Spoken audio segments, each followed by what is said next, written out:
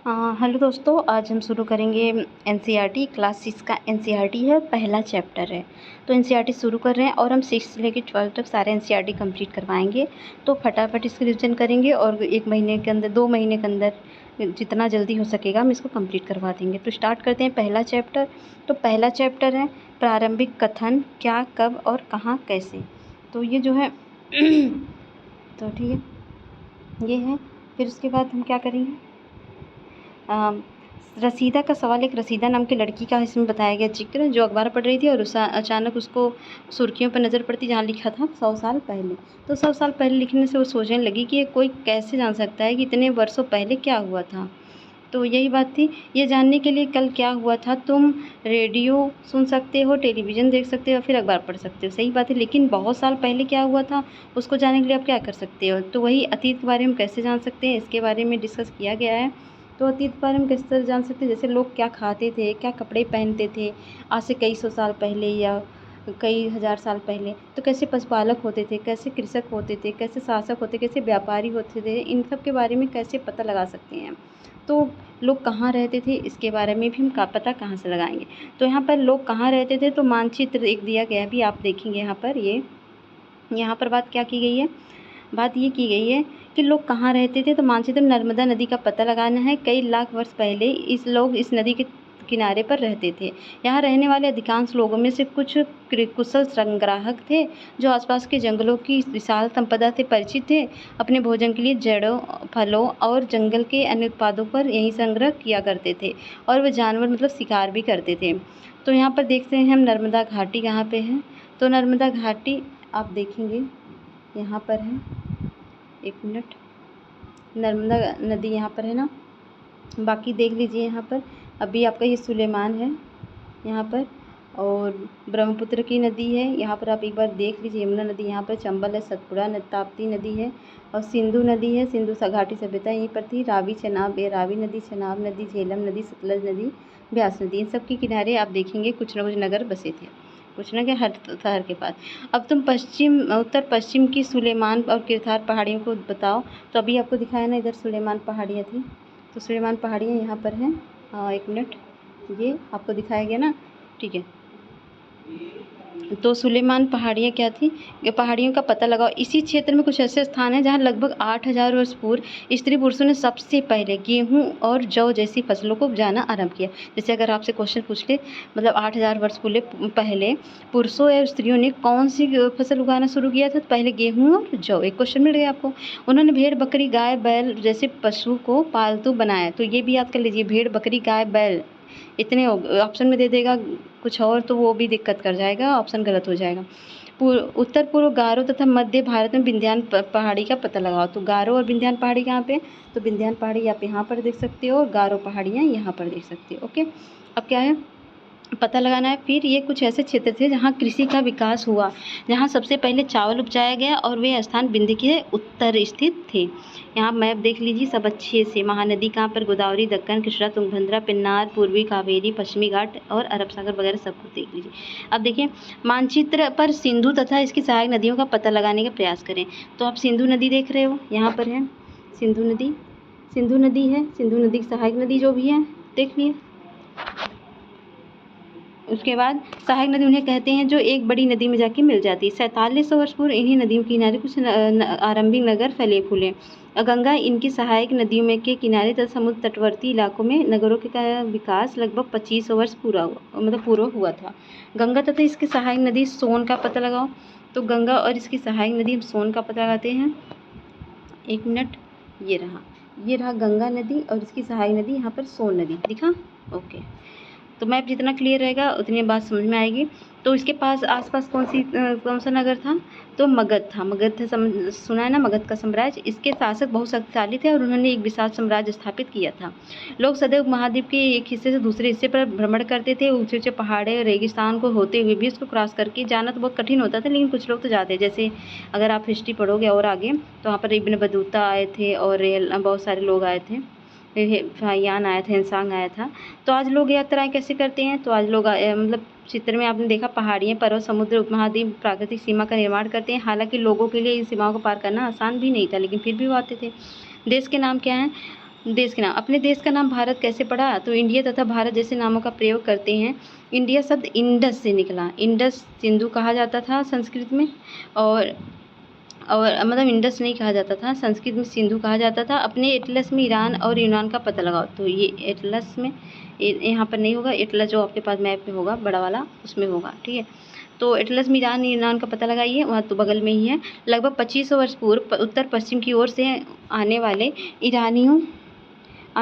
वहाँ पर जो ईरानी लोग आए थे और यूनानियों ने हिंदू मतलब सिंधु नदी को हिंदोस कहते थे, अथवा इंदोस को, और इस नदी के पूर्व में स्थित भूमि प्रदेश को इंडिया कहा जाता है। तो भारत नाम का प्रयोग उत्तर पश्चिम में रहने वाले लोगों के एक समूह के द्वारा किया जाता था। इस समूह का उल्लेख संस्कृत की आरंभिक लगभग 3500 वर्ष पुरानी कृति ऋग्वेद में मिलती है। बाद में इसका प्रयोग देश के लिए होने लगा। तो अतीत के बारे में कैसे हम जानते हैं, ये बात तो मेन इंपॉर्टेंट बात तो यही है। तो अतीत के बारे में जैसे कि मैन्युस्क्रिप्ट पांडुलिपि मतलब जो हाथों से लिखे जाते हैं, मैन्युस्क्रिप्ट पांडुलिपि, तो इनको मेन का मतलब होता है हाथ, और पांडुलिपियाँ तो प्रायः ताड़ पत्रों और हिमालय क्षेत्र में उगने वाले भूर्ज नामक पेड़ की छाल से विशेष तरीके से तैयार भोजपत्र पर लिखा जाता था। यहाँ पर एक पांडुलिपि है जिसका लैंग्वेज देख लीजिए आप, समझ तो आएगा नहीं, लेकिन इतने वर्षों में इनमें से बहुत सारी पांडुलिपियों को कीड़ों ने खा लिया, और जो मिली हैं उनसे हम जानकारी इकट्ठा करते हैं। जानकारी इकट्ठा करने के तो बहुत सारे तरीके होते हैं, जैसे खुदाई के द्वारा कोई साक्ष्य मिल जाता है, अभिलेख मिल जाता है, या फिर शिलालेख मिल जाता है। तो उनके द्वारा, जैसे यहाँ पर एक शिलालेख दिया गया है, अशोक का शायद है, और यहाँ पर दिखा है ये शिला लगभग 2200 से 50 वर्ष पुराना यह अभिलेख वर्तमान में अफगानिस्तान के कंधार से प्राप्त हुआ है। यह अभिलेख अशोक नामक शासक के आदेश पर उत्कीर्ण करवाया गया था। इस शासक के विषय में आप लेसन 7 में पढ़ोगे, और इसमें जो है काफ़ी अक्षरों का प्रयोग हुआ है। इसको पढ़कर ये लोग पता लगाते हैं उस टाइम के सभ्यता, संस्कृति, जो भी हो, आचरण व्यवहार सब कुछ। क्या तुम बता सकती हो कि कठोर सतह पर लेख लिखवाने के क्या लाभ थे? तो आप इसको बताइएगा कमेंट बॉक्स में, क्या लाभ होते हैं अगर आप कठोर सतह पर लिखवाओगे। बच्चों वाला क्वेश्चन है, आपको बताना ही चाहिए। ऐसा करवाने से क्या क्या कठिनाइयाँ आती हैं ये भी बताना है, या आप खुद कमेंट बॉक्स में ज़रूर लिखिएगा, क्योंकि आप जितना भी थिंकिंग प्रोसेस अपना बढ़ाओगे ना, उतना यूजफुल होगा, क्योंकि मेंस आपको लिखना आगे चल करके। इसके अतिरिक्त अन्य कई वस्तुएं अतीत में बनी और प्रयोग में लाई जाती थी। ऐसी वस्तुओं का अध्ययन करने वाला व्यक्ति पुरातत्वविद कहलाता है, और पुरातत्वविद पत्थर, ईंट से बने इमारतों के अवशेष, चित्रों तक तथा मूर्तियों का अध्ययन करते हैं। पुरातत्ववेत्ता कौन होते हैं? जो कोई अवशेष पा जाते हैं, कोई औजार पा जाते हैं, कहीं खुदाई हो जाती है, वहाँ से कोई सामान निकल जाए, तो उससे वो उसका जैसे पूरा कार्बन डेटिंग वगैरह करते हैं, और बहुत सारी चीज़ों का रिसर्च करके उसका पता लगाते हैं कितना साल पुराना होगा, क्या रहा होगा, कैसा यूज हुआ होगा, खोदबीन करना वगैरह सब कुछ होता है। पुरातत्वविद जानवरों, चिड़ियों तथा मछलियों की हड्डियाँ ढूंढते हैं। इससे उन्हें यह जानने में मदद मिलती है कि अतीत में लोग क्या खाते थे। वनस्पति के अवशेष बहुत मुश्किल से बच पाते हैं। यदि अन्न के दाने अथवा लकड़ी के टुकड़े जल जाते हैं तो वे जले हुए रूप में बचे रहते हैं। या पुरातत्वविदों को बहुधा कपड़ों के अवशेष मिलते होंगे? आप बताइए, क्या कपड़ों के अवशेष मिलेंगे? ये बताइएगा। पांडुलिपियाँ अभिलेख तथा पुरातत्व से ज्ञात जानकारियों के लिए इतिहासकार प्रायः स्रोत शब्द का प्रयोग करते हैं। इतिहासकार उन्हें कहते हैं जो अतीत का अध्ययन करते हैं। स्रोत के प्राप्त होते ही अतीत के बारे में पढ़ना रोचक हो जाता है, और क्योंकि इन स्रोतों की सहायता से हम धीरे धीरे अतीत का पुनर्निर्माण करते हैं, तो इतिहास तथा पुरातत्वविद जासूसों की तरह इन स्रोतों का पता लगाकर सब चीज़ों के बारे में जानकारी हासिल करते हैं। अतीत या अनेक हैं, तो इस पुस्तक में हम पढ़ेंगे जैसे बहुत सारे राजा रहते थे, रानियाँ रहते थे, और बहुत सारे लोग रहते थे, प्रजा रहती थी, अलग अलग रीति रिवाज थे, अलग अलग जाति प्रथा भी थी। आंडमान द्वीप के अधिकांश लोग अपना भोजन मछलियाँ पकड़ कर करते थे, शिकार करके फूल के संग्रह से करते थे। इसके विपरीत शहरों में रहने वाले खाद्य आपूर्ति के लिए व्यक्तियों पर निर्भर रहते। इस तरह के भेद अतीत में विद्यमान थे। भेदभाव मतलब जैसे बहुत सारे लोग अलग अलग तरह के थे, अलग अलग खान पान सब कुछ था। इसके अतिरिक्त अन्य तरह का भेद था। उस समय शासक अपनी विजयों का लेखा जोखा लिखते थे। यही कारण कि हम उन शासकों के द्वारा लड़ी जाने वाली लड़ाइयों के बारे में कुछ जानकारी हासिल कर पाते हैं। तिथियों का मतलब क्या है? अगर तुमसे कोई कहे कि तिथि के विषय में, तो आपको पता होना चाहिए कि 2000 या इसी तरह का कोई और वर्ष बताओगे अभी, तो अगर आपसे कोई पूछे तो वर्ष की यह गणना ईसाई धर्म प्रवर्तक ईसा मसीह के जन्म की तिथि से की जाती है। वर्ष 2000 वर्ष कहने का तात्पर्य होता है कि मसीहा के जन्म के 200 वर्ष के बाद, मतलब जब मसीहा जी का जन्म हुआ था तो उस दिन से काउंट होता है 1 2 3 करके। इस तरह से 2000 साल पूरे हो चुके हैं।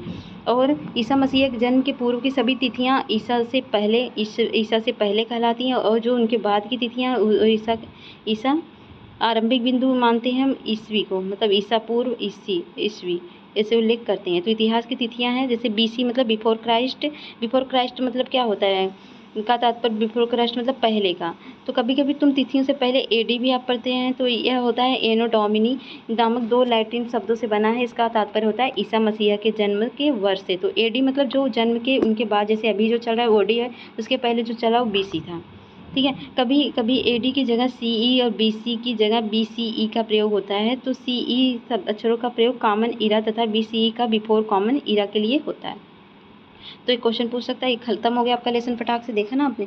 अब इससे रिलेटेड क्वेश्चन इसको कमेंट बॉक्स में 2-2 लाइन बस लिखिएगा, क्योंकि इससे पता चलेगा ना कि आपको कुछ समझ में आया कि नहीं। तुम्हें एक पुरातत्व साक्षात्कार लेना है कि तुम उन 5 प्रश्नों की सूची करो जिन्हें तुम पुरातत्वविद से पूछना चाहते हो। ये आप सोचिएगा, क्योंकि थिंकिंग प्रोसेस इंटरव्यू के पॉइंट ऑफ व्यू से आप ये सोचिएगा, क्वेश्चन लिखिएगा कमेंट बॉक्स में।